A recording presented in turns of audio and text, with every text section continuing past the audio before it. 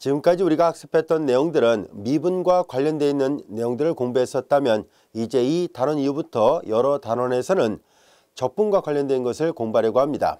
자, 먼저 우리 교재 1절 넓이와 거리를 구하는 문제부터 살펴보려고 하는데요. 우리가 정적분에 관한 정확한 정의는 이 다음 절에서 두 번째 절에서 우리가 자세하게 정의하기로 하고요. 정적분을 이해하기 앞서서 우리는 넓이 문제를 어떻게 해결할 것인지를 예문을 통해서 하나하나 학습을 해보도록 하겠습니다. 자, 예제 1번 같이 한번 보실까요? 예제 1번은 0에서 1까지 포물선 아래의 넓이를 직사각형들을 이용하여 구해보시오라는 얘기입니다. 아직 적분하기 전 단계를 얘기하고 있습니다. 여기서 배우는 아이디어를 잘 종합을 해서 우리는 이 다음 절에서 정적분이라는 것을 정의할 생각입니다. 자, 우선 이 예문을 직사각형의 넓이를 이용해서 곡선 아랫부분과 X축, X=0, X=1 사이에서 이루어지는 영역의 넓이를 어떻게 구할 수 있는지를 알아보도록 하겠습니다. 이해를 돕기 위해서 그림을 그려보도록 하겠습니다. y는 X의 접의 포물선 그래프를 하나 그릴 거예요. 자, 이렇게 되어 있었더라 보겠습니다. y=X의 접이고요. 0과 1 사이에서 우리는 이 곡선과 X축, X=0, X=1로 둘러싼 이 영역의 넓이를 우리가 직사각형을 이용해서 구해보시라는 얘기인데요. 이해를 돕기 위해서 우리는 이 구간을 4등분 하도록 하겠습니다. 그러면 여기는 2분의 1, 여기는 4분의 1, 여기는 4분의 3이 되겠죠. 그래서 4분의 1, 2분의 1, 4분의 3. 얘는 그냥 다루기 좋게 4분의 2라 하겠습니다. 자, 이렇게 4등분을 했습니다. 이렇게 했을 때 직사각형을 이용해서 구하시라고 얘기를 했었으니까 우리는 직사각형의 넓이를 구해볼 생각인데요. 다음같이 이 첫 번째 구간, 두 번째 구간, 세 번째, 네 번째 구간에서 각 구간마다 오른쪽 끝점에서의 함수값을 높이로 갖는 그런 직사각형을 생각해 보도록 하겠습니다. 자, 오른쪽 끝점에서의 함수값을 높이로 가는 직사각형은 이렇게 생겼겠죠. 자, 두 번째 구간에서 오른쪽 끝점에서 함수값을 높이로 가는 직사각형은 이렇게 되고, 세 번째 구간도 마찬가지로 오른쪽 끝점을 잡고, 네 번째 구간도 역시 오른쪽 끝점을 잡아서 직사각형을 만든다면 이런 모양이 될 거라는 것을 알 수 있습니다. 자, 이제 우리는 곡선 아랫부분의 넓이가 얼마인지는 몰라서 그냥 S라 놔보겠습니다. 편의상. 자, 그러면은 이 넓이는 이 직사각형하고 비교해 본다면 당연히 직사각형의 넓이가 더 크다는 것을 알 수 있습니다. 우리는 이 오른쪽 끝점으로 잡았던 이 직사각형의 넓이를 한번 구해볼까요? 직사각형의 넓이는 가로 곱하기 세로가 될 테니까 이 가로 곱하기 세로에서 가로의 길은 다 똑같이 4분의 1 등분해 버렸거든요. 그래서 4분의 1이라는 것을 알 수 있습니다. 이제 높이를 계산해 보도록 하죠. 직사각형의 넓이는 가로 곱하기 세로예요. 자, 이제 4분의 1 가로 곱하기 세로, 4분의 1에서의 함수값이니까 4분의 1의 제곱이 같이 됩니다. 마찬가지로 두 번째 직사각형의 가로의 길이는 4분의 1, 높이는 4분의 2의 제곱이군요. 여기다 대입하면 4분의 2의 제곱이 같이 되고요. 이어서 가로의 길이는 4분의 1이고 세로의 길이는 4분의 3의 제곱입니다. 그리고 역시 가로의 길이는 4분의 1이고 세로의 길이는 1은 4분의 4라 쓸 수 있어요. 그래서 계산이 좋게 이렇게 다 4분의 1, 4분의 2 이런 식으로 분모를 4로 통일시켜서 표시하도록 하겠습니다. 자, 이렇게 해서 계산이 되는구나 라는 것을 알 수 있는데요. 이 계산 결과는 4의 제곱, 4의 제곱 있고 여기 4의 1승이 있으니까 분모는 4의 3승입니다. 그리고 분자는 1의 제곱 플러스 2의 제곱 플러스 3의 제곱 플러스 4의 제곱이에요. 자, 이제 이렇게 해서 오른쪽 끝점을 높이로 하는 직사각형의 넓이는 이 값을 계산하면 됩니다 하는 얘기고요. 자, 이 값을 계산한 것은 이제 교재의 결과를 활용해 보도록 하겠습니다. 자, 근데 직사각형들을 이용하여 구하라고 얘기를 했을 때 우리는 이렇게 오른쪽 끝점을 갖고 계산했는데요. 이번에는 왼쪽 끝점을 갖고 한번 계산해 보도록 하겠습니다. 왼쪽 끝점을 갖고 계산한 것을 우리가 파란색으로 한번 해보도록 할게요. 첫 번째 구간에서 왼쪽 끝점은 0이네요. 0에다가 제곱해봤자 0이니까 자, 첫 번째 구간에서는 직사각형이 나오질 않습니다. 두 번째 구간에서 왼쪽 끝점을 갖고 하면 여기 4분의 1이 되죠. 이런 직사각형을 구할 수 있을 거고요. 세 번째 끝점에서 역시 세 번째 구간에서도 왼쪽 끝점을 갖고 하면 이렇게 되고 네 번째 구간에서도 왼쪽 끝점을 갖고 하면 이렇게 구해지게 되네요. 자, 이번에는 이 파란색 직사각형들의 총합은 곡선 아랫부분의 넓이보다 작다는 것을 알 수 있습니다. 노란색 직사각형의 넓이는 분명히 곡선 아랫부분의 넓이보다 크지만 파란색 직사각형의 넓이는 곡선 아랫부분의 넓이보다 작다는 것을 시각적으로 봐도 알 수 있습니다. 자, 이제 우리는 요 파란색 3개의 직사각형의 넓이들을 계산을 해 보도록 하겠습니다. 여전히 가로의 길이는 4분의 1이고요. 그 다음에 요 점에서 높이, 왼쪽 끝점에서 높이는 4분의 1이죠. 4분의 1에 접이 돼야 되니까 이와 같이 됩니다. 마찬가지로 요 세 번째 구간의 길이는 4분의 1이고 왼쪽 끝점에서 함수값은 4분의 2를 여기다 대입하면 되니까 4분의 2의 제곱이에요. 그 다음에 이어서 네 번째 구간에서의 구간의 길이는 4분의 1이고 왼쪽 끝점에서 함수값은 4분의 3의 전체의 제곱이에요. 얘를 계산하면 똑같이 분모는 4의 3승으로 나옵니다. 그래서 4의 3승분의 분자는 1의 제곱 더하기 1의 제곱, 1의 제곱 더하기 2의 제곱 더하기 3의 제곱까지 나타나는군요. 그래서 여기 보다시피 위의 식이 아래 식보다 분자가 항이 더 많으니까 더 클 수밖에 없겠죠. 자, 이렇게 해서 구해본 결과 우리가 구하고자 했던 곡선 아랫부분의 넓이는 이 파란색 직사각형의 넓이 이 값보다는 크고, 색깔을 표시해 볼까요?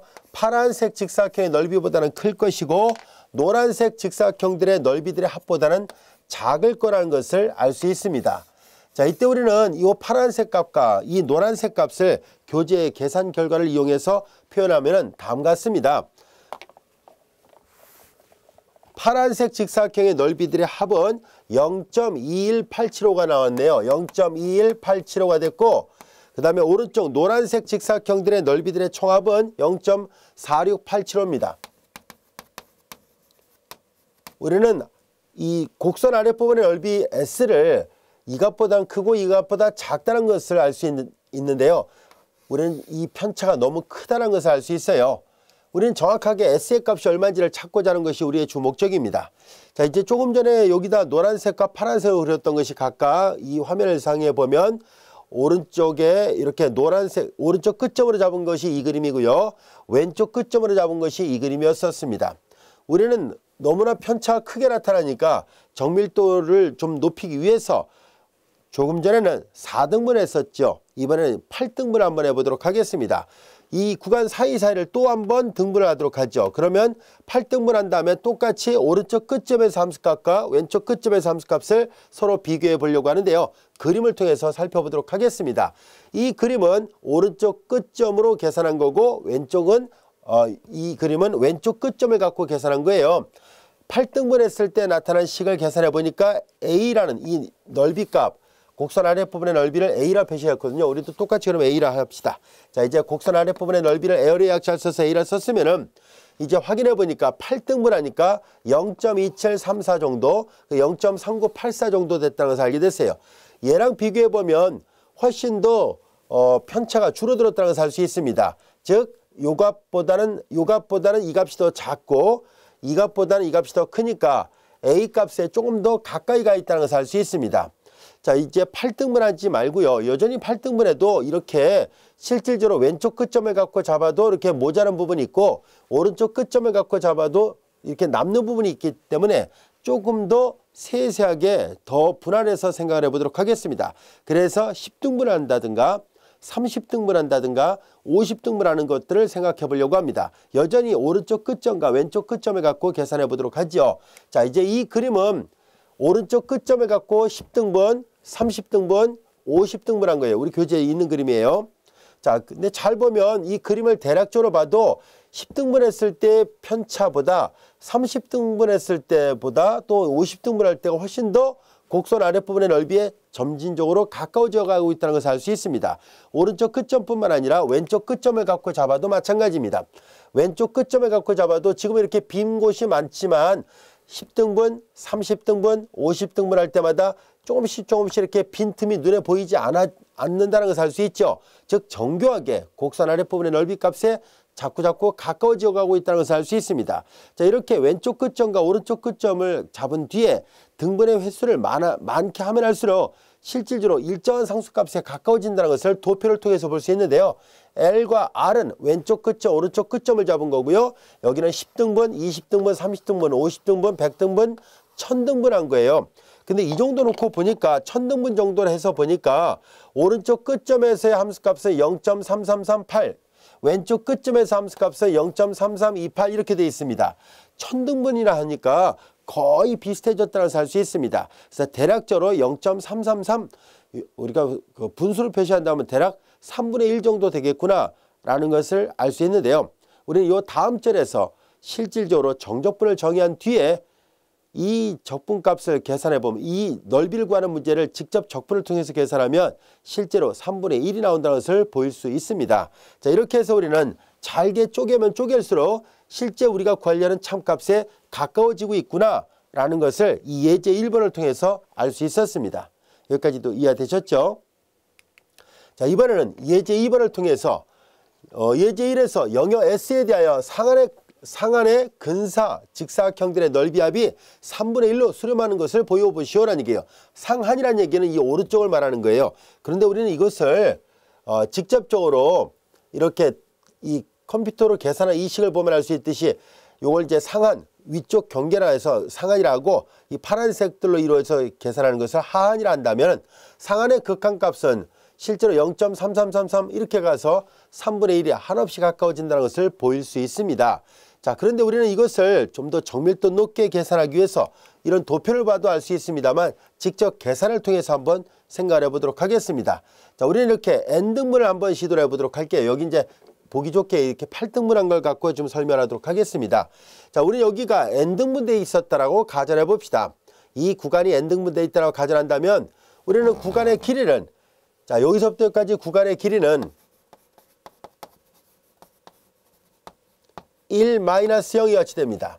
그 길이는 얘를 n으로 나눠버리면 n분의 1이 되겠죠. 그러면 이제 요 하나하나의 간격이 이제 우리가 n분의 1이었다라 보겠습니다. n분의 1이었다라 볼게요. 요 간격 n등분한 모양으로 생각을 하겠습니다.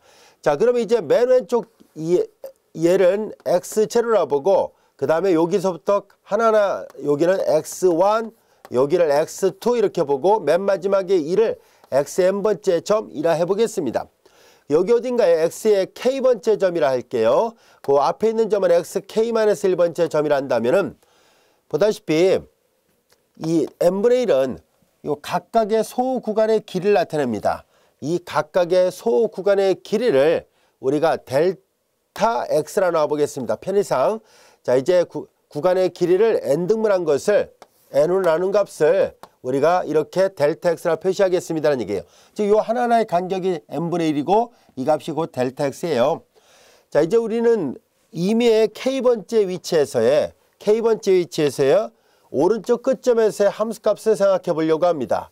그리고 그 점을 높이로 하는 이 f, 여기 fx 이퀄 x의 접이었을 때 fxk를 대입한 값을 찾도록 할 거예요.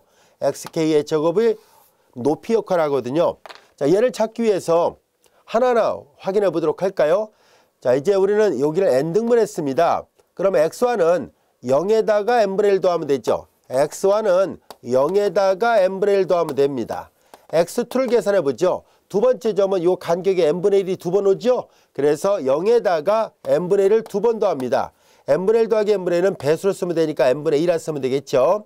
같은 논리로 세 번째 점은 x3라는 점은 n분의 1이 세 번 옵니다. 그래서 0에다가 n분의 1을 세 번 더하니까 n분의 3이 같이 될 것이고, 그럼 이 과정을 계속 반복한다고 가정한다면은 우리는 xk라는 것을 쓸 수 있겠죠. 그 n분의 1을 계속 k번 더합니다. n분의 1 더하기 n분의 1 더하기 n분의 1을 k번 더할 거니까요. 그래서 우리가 같은 수를 수학에서 같은 수를 반복해서 더하면 배수를 쓰거든요. 그래서 n분의 k로 표시하도록 하겠습니다. 자, 그래서 여기 첨자 1이면 1, 첨자 2면 2, 첨자 3이면 3, 첨자 k면 k라 쓸 수 있네요. 자, 이제 이렇게 xk를 표시했습니다. xk라는 요 점의 위치가 n분의 k로 표시가 가능하고, 그 다음에 요 점에서 함수값은 x를 그대로 대입하고 제곱하라는 얘기니까 xk의 제곱은 xk가 n분의 k였었으니까 n분의 k의 전체 제곱 이렇게 쓸 수 있습니다. 자, 이제 우리는 요 노란색 직사각형의 넓이를 계산해 보려고 하는데요. k번째 작은 구간의 소구간의 직사각형의 넓이를 생각합니다. 직사각형의 넓이를 계산하면은 다음과 같이 계산되겠네요. K번째 소구간의 직사각형의 넓이를 델타 AK라 놔보겠습니다. 에어리의 약자를 쓴 것뿐이에요. 자, 이제 가로의 길이 곱하기 세로의 길이죠. 자, 세로의 길이를 먼저 써볼까요? n분의 k의 제곱입니다. n분의 k의 전체의 제곱이고, 그리고 가로의 길이는 이 하나하나의 간격은 다 똑같이 n분의 1이에요. 그래서 이 델타 x가 한 번 더 쓰면 그것이 곧 n분의 1입니다. n분의 k의 전체의 제곱 곱하기 n분의 1 됐고요. 이들은 다시 한번 써보면 n의 3승분의 k의 제곱이 됩니다. 라는 것을 알게 됐습니다. K번째 소구간의 넓이가 n의 3승분의 k의 제곱으로 표현됐다는 것을 알게 됐습니다. 여기까지가 됐죠. 자, 이제 우리는 이 식을 이용해서 이 전체 직사각형들의 넓이의 총합을 이용해서 곡선 아랫부분의 넓이 A의 값을 근사조로 구해보도록 하겠습니다. 자, 이제 오른쪽 끝점에서의 함수값, 즉 첫 번째 구간은 이게 K번째 구간은 이거잖아요. 그래서 첫 번째 구간부터 n번째 구간까지 얘를 다 더할 생각이에요. 즉 델타 A1 더하기 델타 A2 델타 AN 이걸 계산하겠습니다는 얘기예요. 자, 근데 우리는 방금 전에 델타 AK가 n의 3승분의 k의 제곱이었으니까 델타 A1이라면은 n의 3승분의 k, 이 첨자의 제곱이에요. 첨자 1이니까 1의 제곱 이하치 쓸 수 있고, 마찬가지로 n의 3승분의 2의 제곱입니다. 여기는 n의 3승분의 n의 제곱이 될 것이고요. 자, 이들을 분모가 전부 다 n의 3승분의 1이 동일하죠. n의 3승분의 1을 묶어내니까 1의 제곱 더하기 2의 제곱 더하기 n의 제곱 이하치 됐습니다. 자, 이것은 여러분들이 잘 알다시피 제곱들의 총합을 구하는 공식을 적용하면 된다는 것을 알 수 있죠. 자, 이제 이들은 n의 3승분의 1이고, 자, 1의 제곱, 2의 제곱, 3의 제곱 이런 것들은요. 6분의 n, n 플러스 1, 6분의 n, n 플러스 1, 그리고 2n 플러스 1로 표현을 쓸 수 있습니다. 따라서 얘네들을 정돈해 보니까 6n의 3승분의 그리고 n 플러스 1 그리고 2n 플러스 1이라는 것을 알 수 있습니다. 여기까지가 됐죠. 잘 정리하니까 이제 곡선 아랫부분의 넓이는 직사각형들의 합을 이용해서 보니까 대략 이렇구나 라는 것을 알게 됐습니다. 자, 이제 우리는 근데 문제에서 요구한 것은 그 극한을 요구하고 있잖아요. 그래서 우리는 이걸 잘게 쪼개서 해보라는 얘기예요. 지금 요 그림상으로는 n등분한 모양이었다고 가정한다면 n을 계속 늘려나는 거예요. n등분하는 모양을 점차 늘려서 이렇게 더 세밀하게 쪼개겠다는 얘기인데요. n이 늘어나면 늘어날수록, n이 커지면 커질수록 당연히 세분할됩니다. 즉 n이 자꾸 11대, 21대, 11대, 31대, 51대니까 훨씬 더 정교해진다는 것을 알 수 있죠. 자, 그래서 우리는 정확한 값을 구하기 위해서 이 식의 양변에다 극한을 취해보도록 하겠습니다. 주어진 식의 양변에다 극한을 취하는데요. 곡선 아랫부분의 넓이가 얼마인지는 몰라도 상수잖아요. 왜냐하면 유한 영역의 넓이니까. 그래서 그 상수는 극한을 취해도 영향을 받지 않습니다. 그래서 양변에 극한을 취해도 좌변은 그대로 A가 될 것이고, 극한이 갖고 있는 고유의 성질상 우리는 이제 리미트를 붙이면 언젠가는 거의 직사각형들의 넓이들의 총합이 곡선 아랫부분의 넓이하고 같아지는 순간이 오겠군요. 자, 그래서 리미트를 취해볼 생각입니다. 리미트 n이 무한대로 갈 때 여기 나와 있는 것처럼 이들에 대한 극한입니다. 6n의 3승분의 n 플러스 1 그리고 2n 플러스 1이 같이 되는데요. 여러분들이 이렇게 잘 알다시피, 자, 이제 수열의 극한이잖아요. 수열의 극한은 이제 분자를 다 전개했을 때 분모의 가장 높은 차수로 분모 분자를 나눠서 계산하면 극한을 구할 수 있는데요. 간단하니 그냥 바로 결정하도록 하겠습니다. 전개하면 분자가 3차식이고 분모도 3차식입니다. 따라서 분모 분자를 분모의 가장 높은 차수로 나눠서 생각한다면 분모는 6이 있고, 여기 처음에 나오는 가장 높은 차수도 n의 3수로 약분되면 2밖에 남지 않죠. 결과적으로 6분의 2라는 것을 알 수 있습니다. 6분의 2 약분하니까 3분의 1입니다. 그래서 우리는 이 과정을 계속 반복해서 간다면은 언젠가는 곡선 아랫부분의 넓이가 3분의 1, 즉 0.3333 이런 값에 가까워질 거라는 것을 알 수 있는데요. 자, 실제로 컴퓨터로 계산했던 이 결과도 똑같이 그런 결과를 갖는다는 것을 말해주고 있습니다. 자, 이제 곡선의 아랫부분의 넓이를 오른쪽 끝점에서의 함수값을 높이라는 직사각형들의 넓이들의 합을 이용해서 계산해 보니까 n이 증가할 때마다 0.3333에 한없이 가까워져요. 그래서 궁극적으로 이 과정을 계속 10,000번, 100,000번 계속 한다면 결국은 언젠가는 3분의 1의 값에 가까워지겠구나라는 것을 알 수 있었습니다. 이해됐죠? 왼쪽 끝점을 갖고 계산해도 마찬가지로 똑같이 3분의 1에 가까워진다는 것을 보일 수 있습니다. 우린 지금 설명했던 이런 아이디어를 요 다음 절 정적분을 정의할 때 그대로 활용하도록 하겠습니다. 자, 이제 우리는 그래서 예제 2번 상안의 근사 직사각형들의 넓이 합이 3분의 1로 수렴한다는 것을 직접 확인을 해봤습니다. 여기까지도 이해되셨죠? 자, 이제 우리는 지금까지 설명했던 내용들을 일반화시켜서 기호로 표시해 보려고 합니다. 그것이 바로 여기에 나와 있는 이 식인데요. 전체적으로 본다면 어렵지 않습니다. 자, 우리가 곡선 아랫부분의 영역의 넓이를 A라 한다면 이 아래는 직사각형들의 넓이를 나타내고 있는데요. 자, 이 직사각형들의 넓이를 나타낼 때 요거는 뭘 나타내냐면 오른쪽 끝점에서의 함수값을 계산한 것입니다. 오른쪽 끝점에서 함수값, 그래서 앞에 그림 갖고 설명한다면은 이런 말이죠. 자, 이제 여기가 맨 왼쪽이 x0고 그 다음에 요 점을 x1이라 보고 요 점을 x2라 보고 쭉 가서 맨 마지막을 xn번째 점이라 보겠습니다. 여기 어딘가 xk번째 점, 그 앞에는 xk-1번째 점일 텐데요.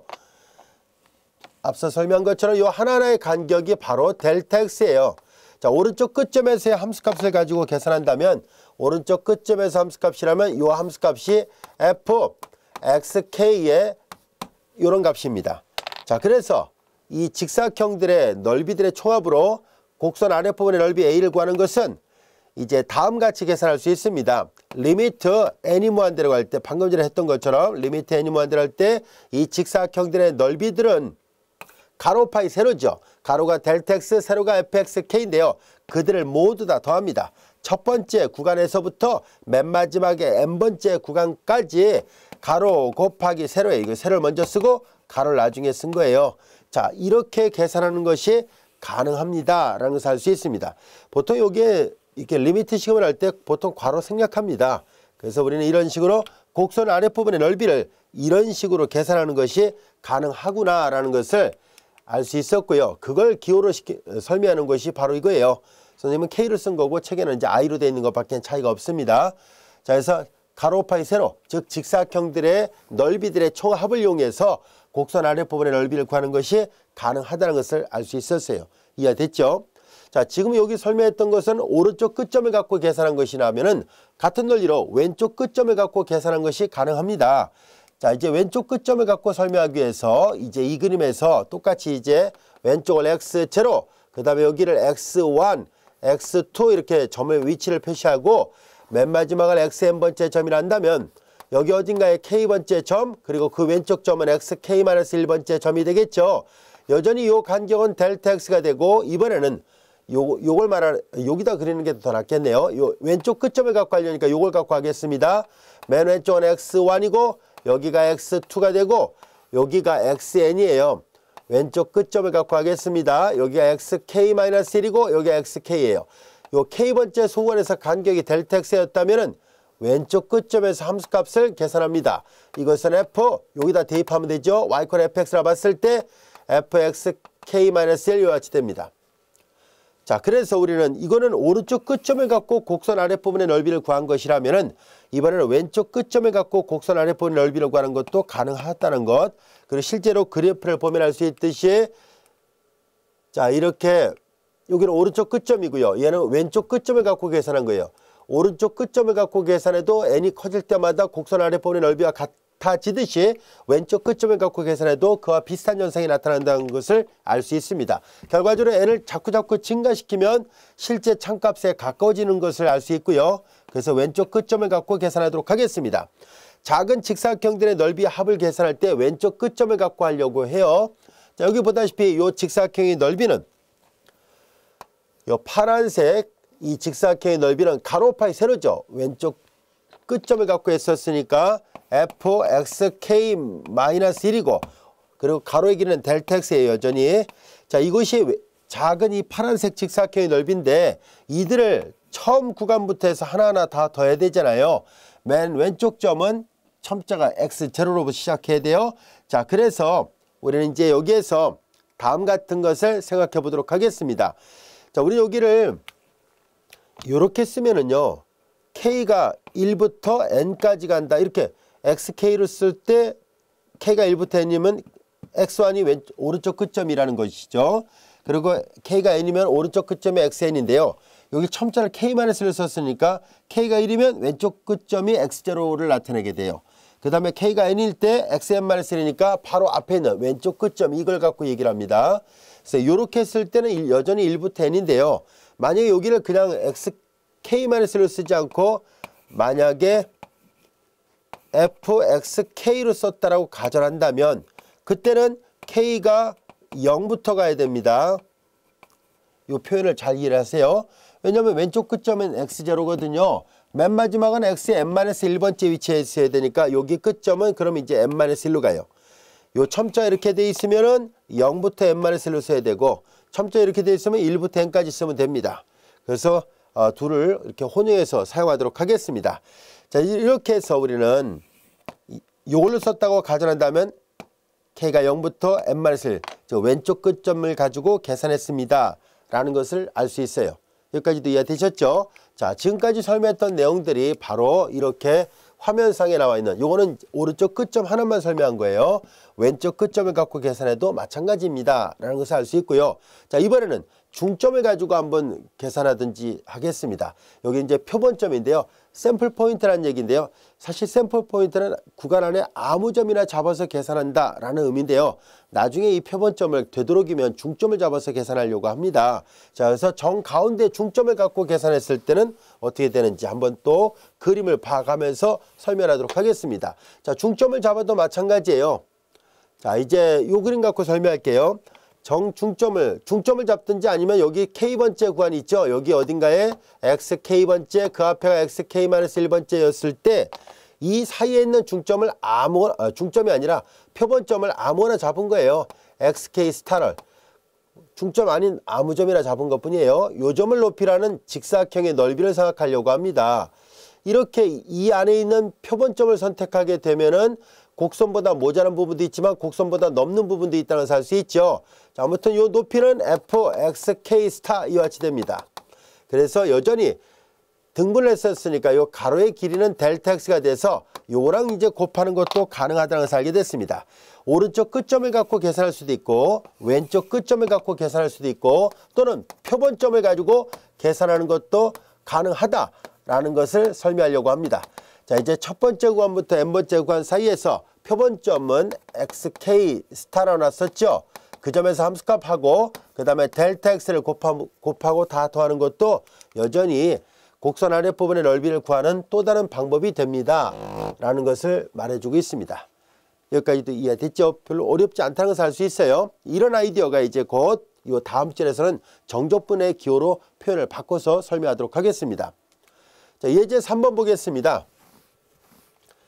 A를 두 개의 직선 0과 2 사이에 있고, 자, 예제 3번의 문제를 얘도 계산 결과는 책에 있는 결과를 활용하도록 하고요. 지금은 대략 어떤 그림이다 라는 것만 얘기를 하도록 하겠습니다.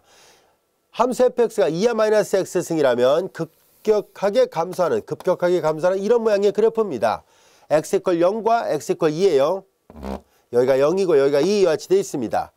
요 사이에 있고 2-x승의 그래프 아래에 놓여있는 영역의 넓이를 a라 하자는 얘기입니다. 이 넓이를 a라 하겠습니다.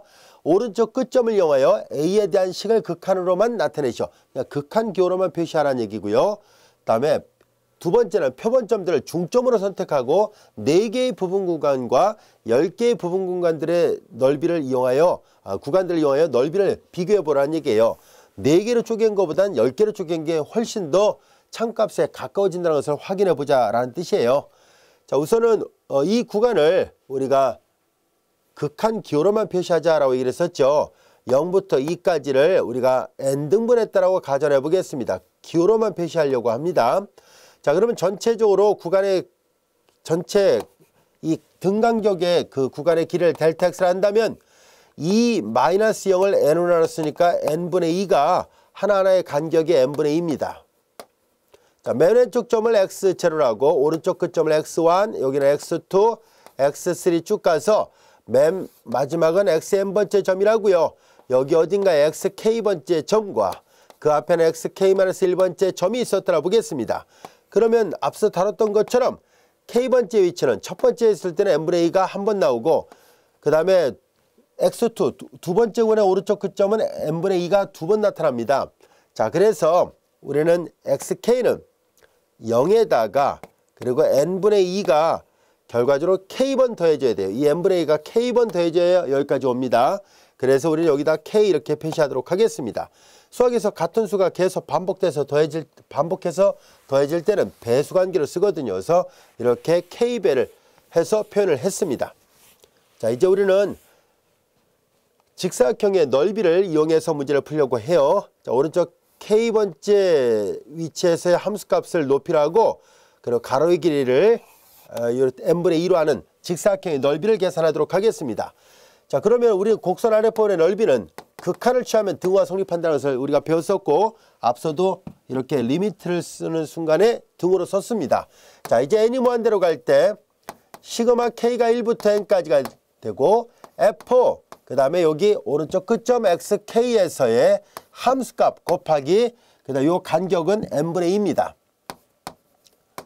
마저 계산하면 리미트 n이 무한대로 갈 때 시그마 k가 1부터 n까지가 되고 fxk죠. 자, 이제 여기 보면 xk는 n분의 2k가 된다는 것을 알 수 있습니다. 그리고 그걸 여기다 대입을 해야 돼요. 이 점에서 함수값이니까요. 자, 그래서 뭐 0은 더 하나만 하고요. 여기다 그대로 대입하니까 함수 fxk는 n분의 2k를 이 x 대신에 대입하면 돼요. 2에 마이너스 n분의 2k와 같이 되고 그 다음에 옆에 n분의 2가 있습니다. 극한으로만 표시 안 했으니까 이렇게만 표시하면 충분합니다. 이해됐죠? 자, 이렇게 해서 표현할 수 있구나 라는 것을 알게 됐습니다. 자, 그리고 이제 요 표현을 하라는 거 끝났고요. 그 다음에 이제 n이 4등분하고 10등분하는 것은 생략하도록 할게요. n 대신에 4를 대입하고 이걸 일일이 계산해 보세요 라는 얘기고 n 대신에 10을 대입해서 일일이 계산하시오라는 얘기예요. 극한기호 빼버리고요. 그렇게 해서 계산한 것이 바로 대략적인 직사각형들의 합으로 계산한 것이 위의 식, 즉 4등분 했을 때는 0.8557이 나왔고 그 다음에 10등분하면 0.8632가 나오는데 실제로 4등분보다는 10등분이 실제 값에 가까워진 값, 즉 근사값의 오차가 더 작은 값입니다 라는 것을 말하려고 했던 거예요.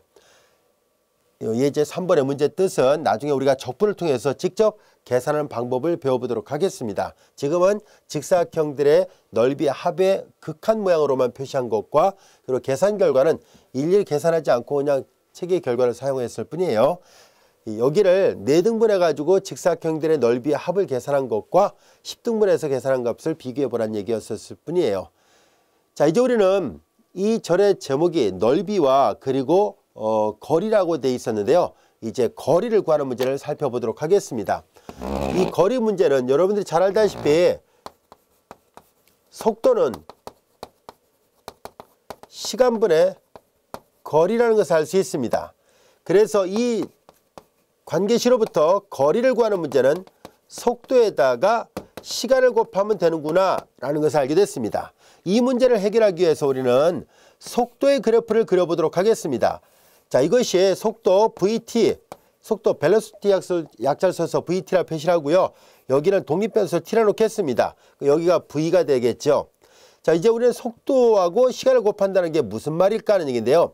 이동 거리를 계산한 문제는 예를 들어 T가 A부터 B까지 속도 함수가 주어졌을 때 이동 거리는 바로 이 곡선 아랫부분의 넓이와 같습니다는 얘기예요. 왜냐하면 이것도 잘 들여다보면 알 수 있듯이 이 시간 간격을 n등분했다고 가정해 볼게요.